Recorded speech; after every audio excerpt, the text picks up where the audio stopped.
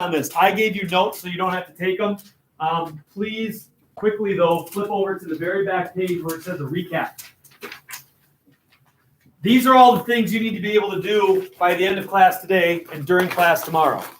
So you need to be able to understand how to do an in-text citation for a regular old author's last name and page number, two authors, more than two authors, two different authors in the same sentence, multiple works by the same author, and on and on and on and on. I'm going to blitz through these in the next 10 minutes. Jot down anything that you think is relevant / an example. This is all being recorded, so you can watch it quickly on the YouTube as well. All right. Okay. Off to a rousing start. Okay, so the point of in-text citations is to allow somebody to read your quote, go to your works cited page, figure out where the work came from, and find the exact quote you used. This is not an ordinary thing you have to do in life. This is something that is limited to academic writing and research-based writing. Those of you who plan on going on to be mega professionals, you're going to have to do this sort of stuff. Those of you who are going off to college, this is part of academic writing. Guaranteed you're going to have to write research papers wherein this is necessary. You will not have to do this once you graduate college 90% of the time. Classic is author's last name and page number. Okay, so in a parentheses at the end of a sentence, you include information. If you use the author's name in a sentence plus a quote, you only have the page number in parentheses at the end. So if I said Gladwell says blah, blah, blah, blah, blah, blah, blah, parentheses, page number, parentheses, period always goes outside of the parentheses. There's never punctuation before the parentheses. That would be an important thing if you don't already know it. If you don't use the author's name, then the author's last name and the page number pop in the parentheses. If you use the author's last name and paraphrase something, what do?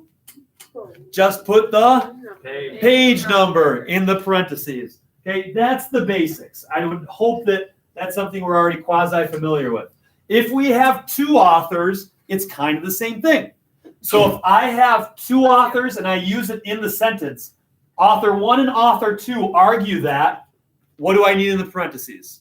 Just my, if I don't use the author's last name, so if I just say blah, blah, blah, blah, blah, blah, blah, you put both of the author's last names in the parentheses alphabetically, and then page number, period outside of it. And then down here, you would see the citation that would be fitting of these quotes. Next up, if you have more than two authors, you use a fancy phrase, et al. Dot. It's not et space al and then you just move on. It's et space al and then a friggin' period. So if you are like using an intro phrase right here, where a comma would happen, you have to put that friggin' period down and then the comma. According to Frank et al., comma, blah, blah, blah, blah, blah, blah, blah. What goes in my parentheses at the end? Number. Just the page number. And if I don't use that, if I don't use the author's name, what do I have to put in the parentheses? Name et al. Name et al. With the period and then page number. Doesn't et al. Mean like why? In addition to. Why do they add the period to it? Because some old crusty man, this is the patriarchy. This is the patriarchy imposing its will upon you. We'd like to smash it, but we can't because patriarchy is faceless. All right. Become anonymous. If we have two different sources in the same sentence, so in the same sentence, I'm pulling information from source A and source B. They get cited like they would normally in the parentheses, separated by a semicolon. So I have blah, blah, blah, blah, blah, blah, blah. This first quote is from source A. The second quote is from source B. So I have Burke, page number, semicolon, Dewey, page number, period. All right, we're cruising. This is simple. It's stupid. You're going to forget it after today. That's why you have a handout that will hopefully help you as you go forward in life. Not life, this class. I can't imagine you'll hold on to this past 3 weeks from now. All right. If you have multiple books by the same author, so let's say that I'm going to cite I'm going to cite Holly. Okay? And I'm going to cite two different things that Holly wrote in the same sentence. You need to put the title of those articles in quotation marks. So here I have, Holly or Leitner has argued that computers are not useful tools for small children. Okay? And then quotation, title, quotation marks, and then page number. And then I use something else by this same guy, quotation, title, quotation mark, page number. Now class, pop quiz. Here, I'm using the author's name in the sentence. What if I don't use the Then author's you'd have name? to Then include you the need name. the name in it too. I would go name, title, page number. So So name always comes name, first. title, and quotation mark. Yes, name always comes first because when you look at the works cited page, name is always the first thing in there. So if I'm reading this, I would be able to go, okay, Leitner, okay, there's 15 Leitner articles. Oh, the one too soon, and go from there. Is that why our cited pages are always supposed to be in alphabetical order? Correct. Citing two books by the same author, you can see it's the same jam, except the book.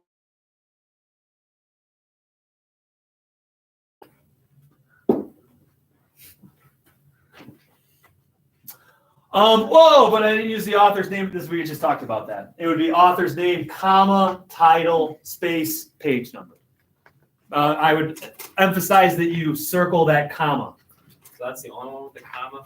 Right now, yes. Okay. Right now, yes. I mean, later, yes. Well, like, Or okay. later, no. Yep, just hold on to your butts.